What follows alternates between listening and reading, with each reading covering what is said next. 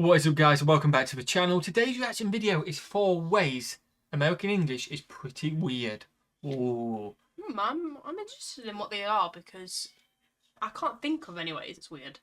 I guess It's what you depend weird is, isn't it? I guess. Yeah, I guess. Because like to me, I completely understand why you guys say it. I have no issues with you saying it, but aluminum is weird to me because I'm used to saying aluminium. Yeah.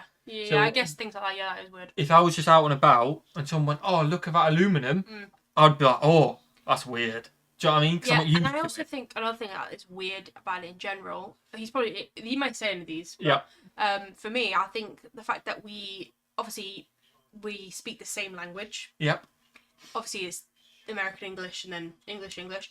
But like we have different words for things. I think that's weird. Like, why do you call a pavement a sidewalk? Why don't we all just call it the same thing? That is literally exactly as well. You know what I mean? It's one of them. It's like it doesn't actually bother us. We don't care. But if you do hear it, because we're not used to it, it's weird. Like the English version to you, if you hear aluminium, you must like aluminium. Yeah. What's she on about? Aluminium, you mean? Do you know what I mean? So it is weird. But let's get into it. You ready? Yeah. Smash that button, smash subscribe button. Lots of links in the description as always. Let's go. Hello, I'm Lawrence and I'm on a quest to uncover all of the memos that Britain and America lost in the pond, and one of those memos pertains to English. Oh, new intro. Specifically varieties of English that are spoken by American humans and children. Ever since my first poorly lit video, I've made several more in defense of American English. And that's because, as I said in this video, the story of American English, much like the story of language in general, is highly compelling. But it's also completely and utterly a little bit bonkers. How do I know? Because I've heard, read, and sometimes spoken it while living in the United States for the past 16 years. Whether we're talking about words that have the same meaning or regional variations that are completely unknown in other parts of the country, American English, like British English, is packed with quirks. And if you like, that is the other weird thing, isn't it? Not only is it weird to us, it's different. You guys have different. Yeah. It's then different in the US as well. Yeah. Between themselves, it's different. Yeah. American English has probably 5-6 different variations of it. So that's another weird thing on top of it. Yeah. Same in the UK. Wherever you're from, different variations of it, but it's just a weird quirk again, isn't it? It is weird because it all falls under the bracket of English. Exactly. Like, but people use... But we all use different things to say for different words. Exactly, in the same country. Quirky things and haven't subscribed to this channel, do that now! Same here. In the meantime, let's take a look at how American English is one bizarre variety of English. In case you've only just woken up, that transition slide did not say cinnamon rolls. We just couldn't think of a better pun for the word synonym. What's a synonym, Lawrence? Good question, Lawrence. A synonym is a word or phrase that has the same meaning as another word or phrase. For example, remember 3 weeks ago when I said this? Cougars, pumas, mountain lions, catamounts, and panthers. I'm being told those are different words for the exact same animal. Well, just like how the British have 348 words for drunk, the United States has a significant number of synonyms of its own, many of which are dependent upon where in the country you are. For instance, in the north, these curious crustaceans often go by the name of crayfish. However, in the deep south, where they are most commonly harvested, they are known as crawfish. Try telling that to people in the middle or in the west who... Crawdad? Wow, I like that name, Crawdad. The funny thing is, I thought crayfish and crawfish were two different fish. I don't think I'd heard of crayfish. I'd heard of crawfish. I normally stay away from fish, so it's kind of like true, I guess. Not my cup of tea. But crawdad, that's a good one. I like that, I do. Might know them as crawdads. Freud would have had a field day with those people. He'd also have a field day with people who seek out my address. Ever since last year when I bought my first American house, I've received all kinds of weird things in the mail, and at no point did I make my address public. So how did people get a hold of it? Don't worry about that. Well, it turns out that data brokers had collected personal data about me and my house and sold it to various... I'm pretty sure this is an ad. If you want to check the ad out, link in the description, put it in a second. During that deeply beautiful brand integration, Max just told me that his family knew crawfish as mud bugs, which makes me think of woodlice. What are woodlice? It's what we Americans call roly-polies. Actually, they're called potato bugs. Wait, what? I don't even have Whoa. What? Woodlice... Roly-polies. We call roly-polies when you do a forward roll. Yeah, forward roll. Everyone, let's do a roly-poly. Yeah. Or we call it a jam roly-poly, which is like ice cream and cake, isn't it? Yeah. Oh, well, it's not playing, but we'll go We back. Americans call roly-polies. Actually, they're called potato bugs. I don't even have a name for that thing. Along the Ohio River, my family called them pill bugs. Bugs. These are doodle bugs. Lawrence is lying. In England, we actually call them cheesy bugs. That's regional. In Devon, we call them chiggy pigs. It's Parsons Pigs. Okay, clearly British English is the bonkers one. The point is, as a country with an area of I've never heard any of them 3.8 for million English. square miles, you could say that the US might be even more prone to inter-regional synonyms than Britain. Definitely. Then again, I remember when I first moved from my English hometown of Grimsby. No one at university knew what the word Mardy meant, and Mardy just means you're in a bad... all the time. Yeah, did you know what Mardy meant before I met you? Yeah, see, Mardy, as Lawrence was going to say, is bad mood, pretty much, like moody. Do you know what Why moody be means? moody? Yeah. Yeah, we say moody. Yeah, I would say moody as well now, but like, oh, don't be so Mardy. Yeah. Like, oh, whatever's been so Mardy. Yeah. Definitely. Bad mood. Wait, what did you say? You knew what Whoever's been so I thought Mardy. you said the wife speaks so much. No, yeah, the fiance. Wait, what? the word Mardy meant, and Mardy just means you're in a bad mood. Yes, and what I need you to do right now is to pay close attention to the previous transition slide. Are you serious? It almost looks like text speak, except in that case my team would have written it like this. Instead, only the word R is textified because it is the letter R that I want you to pay close attention to. You see, one of the defining linguistic traits shared by most, though not all Americans, is the post-vocalic R in words like, well, Mardy. Aside from the fact that it sounds like the name Marty in American English, Rhotic speakers in the US would more or less pronounce this regionally English word as Mardy. However, Okay. since moving to the When I hear United that in that States... accent, it reminds me of like Mardi Gras.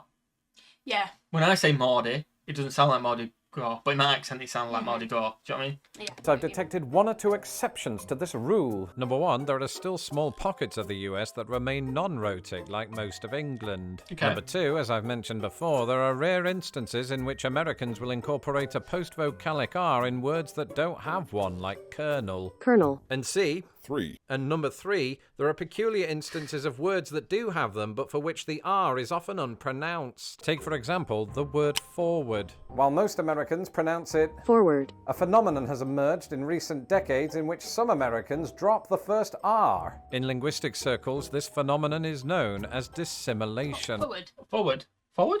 Forward. Alright, I'm going to say it in a sentence. Oh, did you notice me go forward before? Or did I say You it? said it with the R. I said it with the R, okay. Yeah, I thought I did. I just wanted to double check because sometimes I say it one way and then I think in your head sometimes you think you're saying it, don't you? And then sometimes you're not, but... definitely. I've never known someone say it without the R. No, I think it's quite hard to say without the R. Forward. Forward. Forward. I guess in American accent. It sounds like that's quite forehead easy. to me. Yeah. Yeah, I've got any forward. That's when speakers drop a vowel or consonant if it appears later within the same word. And it owes much to the principle of horror equi, which proposes that language users psychologically avoid repetition of identical linguistic structures. That's why Okay. some Americans might also dissimilate the first R in words like governor, berserk, and particular. Moving forward, the governor in particular will go completely berserk. Particular. We yeah. went from about That's 1,000. American, isn't it? Definitely. In particular will go completely berserk.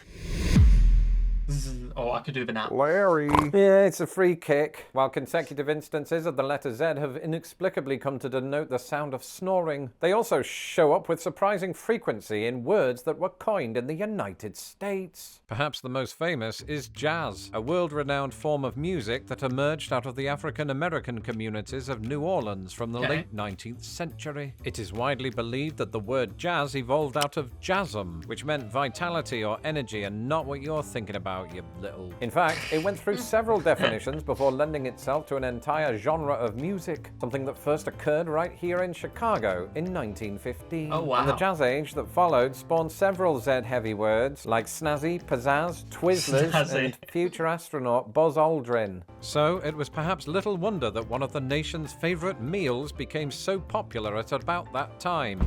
Pizza. In fact, you kind of have to wonder if it would have had the staying power in the United States if the Italians had named it something without Z's, Imagine. like bread pie. That certainly wouldn't have led to America also giving us the word pizzeria from 1928. And I know what you're thinking, ooh, Lawrence, Z-heavy words were just one of many fads of the jazz age. One era doesn't a dataset make. Then know this, more than 20 years before jazz entered the lexicon, American English also gave us razzle-dazzle, razzmatazz, and almost certain commonly blizzard. They have 10 Zs between them. And in the years since, American English has rolled out buzzcut, ZZ Top, and most recently, Riz, a slang for... Oh, Riz is a... I hate it, but...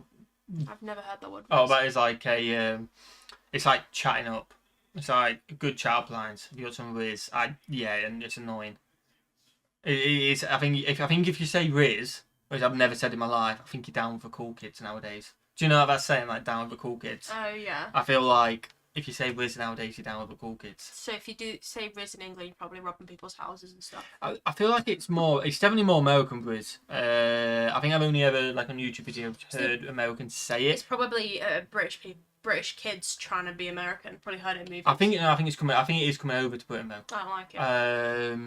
Yeah, I think it is definitely coming over to Britain, but I think it started in America. I think we're too old now. I think we are. Yeah, I think so.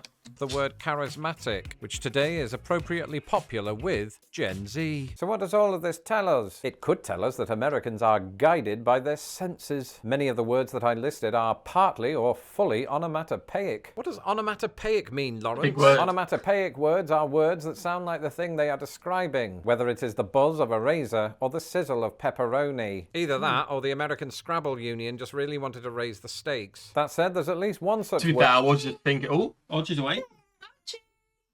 You okay, lad? Good boy, darling. Good boy. We'll be over in a minute if that's okay. Yeah, bring him here. No, it's not okay. We'll see in a second. Right, we're back with Archie. We got you, didn't we? You woke us up, didn't you? Well, he didn't wake us up. You woke up. He's woke up in his pram, and now we're ready to record again, aren't we? Yeah? You ready to watch the rest of this? I was just saying, what I think I was just saying was Scrabble. This video would be perfect for Scrabble words. Oh my god, the one with Z's in there as well. Yeah, words. That's what I was literally thinking. Word for the American Scrabble Union just really wanted to raise the stakes. That said, there's at least one such word for which the United States can't take credit, and that word is drizzle, which emerged in England many centuries ago and hasn't stopped emerging since. Yeah. As evidenced by the word forward, Americans can't always agree on how a word should be delivered, and this is by no means unique to America. In Britain, we're still fighting wars over how to say this. It's a scone. It's a scone. Sometimes American English takes things a step further. Sometimes a word is delivered differently because subtly it is a different word. There are members of my wife's family alone who describe their favourite vices as addictive, and others who say addicting, a word I'd not heard until moving to the United States. Similarly, familial lines are also drawn on whether one does something by accident or on accident. That looks Here you go. cold. Sorry. That was on purpose, actually. Americans are often ridiculed for saying "I could care less" because "I could care less" implies that they care a lot. In other words, so goes the logic. "I couldn't care less" would be more, well, logical. But from what I've seen, half of the people doing the ridiculing are Americans themselves. You see, the real divide in this country is not between right and left. It is between those who could care less and those who couldn't. A bit like me on this issue. The truth is, English is itself quirky, whether we're talking about British English, English of the United States, or that of other countries that Britain invaded. Without this quirkiness, the English language probably wouldn't be half as interesting, and I'd be stuck making videos about just animals. Actually, on that note, I have to run now because a certain doggy of mine is being prepped for a starring role in my next video. Bye! Larry, that was a little abrupt. Well, I mean, data shows that viewers click away during those meandering goodbyes, so I figured we'd get around it by not letting them. Okay, but you didn't tell them to continue binging by watching the Why American English is Highly Misunderstood video. Max, if our audience is as smart as you think they are, then they'll figure it out. You better be right. I'm always sometimes right.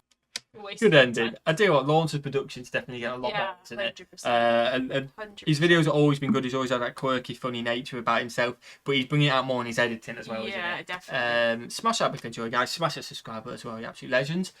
Archie, are you signing them off? Do you want to sign them off? Do you want to say bye? Oh, we got that. Do you want to say bye or not? No. Should we go and watch the football? Yeah.